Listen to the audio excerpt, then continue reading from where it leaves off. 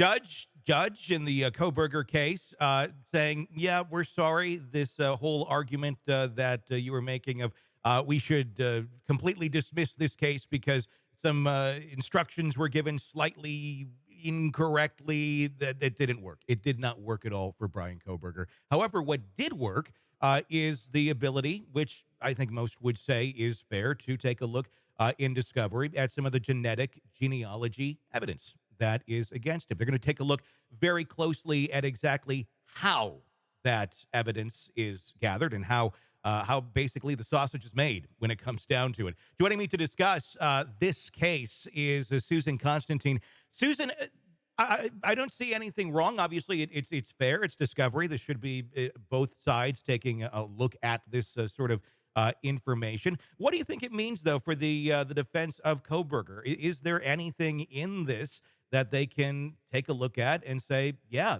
this doesn't really add up the way that you gathered it, and could it affect the case?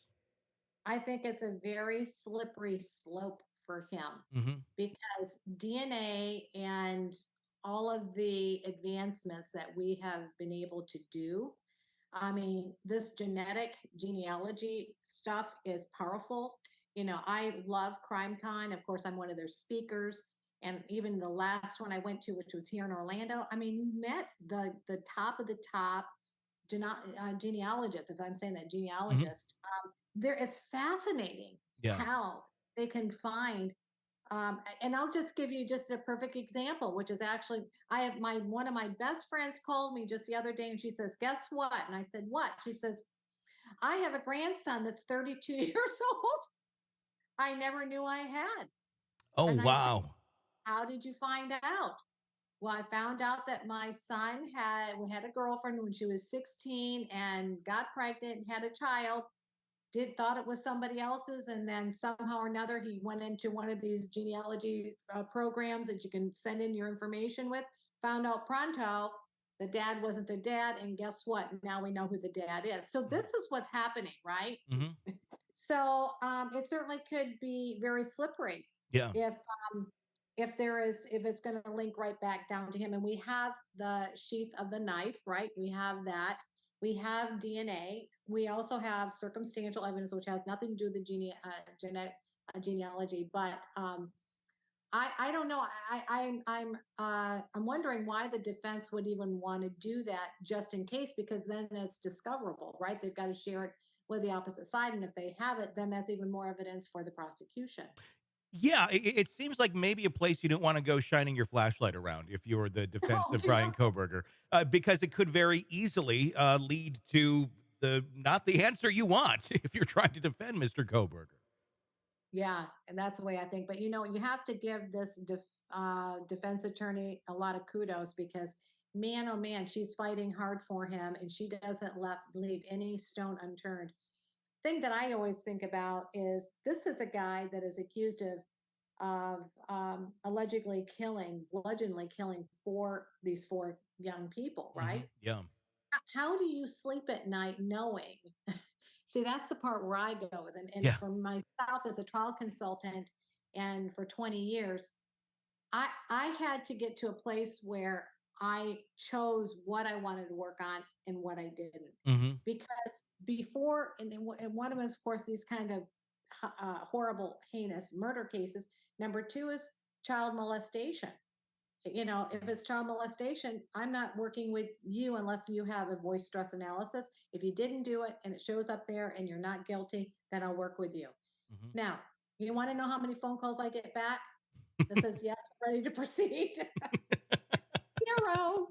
Yeah, yeah, that's not surprising then. Now is it?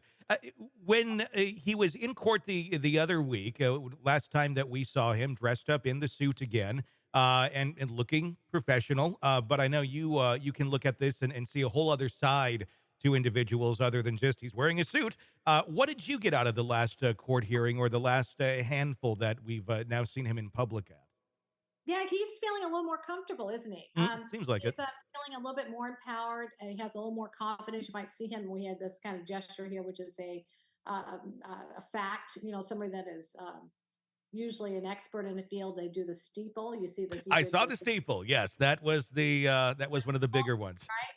But then you see him looking off to the corner of his eye, which is suspicion.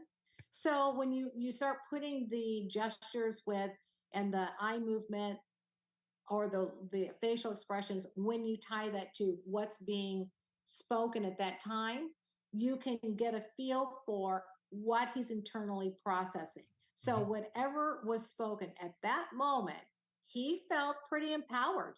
I mean, when you go up into a steeple, the higher the confidence.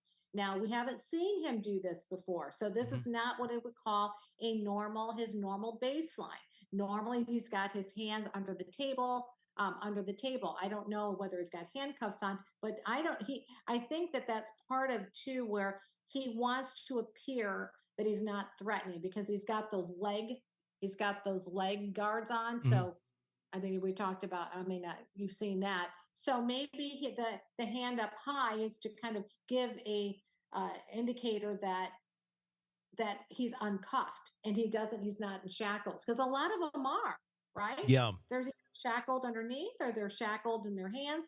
He's not shackled. So you got to, it could be a part of gamemanship too. Might be that he just did that to send a message that he was in a more powerful feeling, more confident. So, Mhm. whether it was staged or whether it wasn't staged, I knew he was suspicious because you could see it looking out the corner of his eye. He That's what wanted to get I was gonna ask that. Is that something you think that was planned? Was there a coaching method going on prior? Like, okay, when we're in there, put your hands like this, and act like you're thinking and you're deep in thought, or really contemplating the deliberations that are going on at that moment, or is it just subconscious his behavior? Well, I can tell you that if the attorney or anyone coached him to do that, that would really be improper. Because as myself as a body language expert, I've never coached. Hmm. I've done witness prep.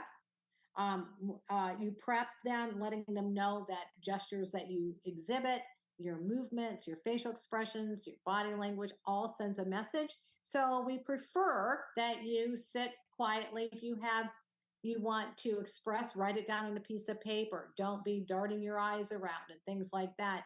When you're speaking, don't elaborate. Just answer. Answer question. There's a lot that I work with them on, Hmm. but it not never to the point, well, when she says this, I want you to do that. Okay. Or if they said that, I want you to smirk. Or, or shake your head no when they present evidence that you don't agree with. Uh, I again, 20 years into that, I've never done that ever. Have you ever And seen anyone do that? Is that that would be yeah, very, yeah.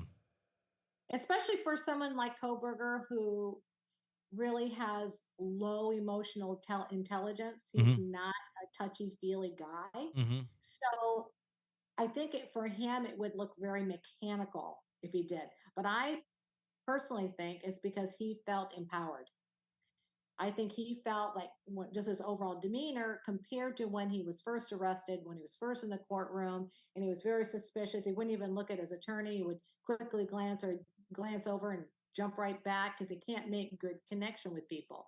He's got this very antisocial way about him. Hmm. So those type of people don't make good eye contact. They don't connect well with people personally. They don't have intimate relationships, and we saw that play out in his life. You also can see it in the courtroom. Now he's feeling more comfortable. So because he's in the spotlight, I think that he feels that he's getting some wins in there, which I think is helping him improve his confidence level. That's what I was going to ask. Why the confidence? I mean, there are little wins here and there, I guess one could say, That little one but for the there. most part, it looks pretty damning. I don't let it be celebrating if I were Bryan Kohberger. Yeah, that's right. I agree. Hey, it's Tony Brueski. If you want more of our interview with our guests, be sure to check out our podcast, Hitting Killers with Tony Brueski. Just search that wherever you download podcasts and press subscribe. Also, you can check out our YouTube channel for the full video version of the interviews as well, under the same name, Hitting Killers with Tony Brueski. Check it out, subscribe, binge, and enjoy. Thanks for watching.